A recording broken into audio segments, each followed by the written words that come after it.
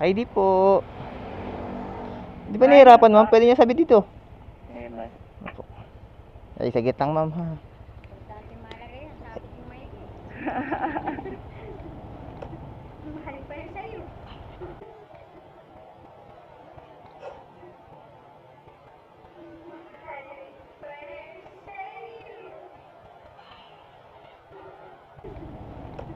Mahal pa yun sa'yo.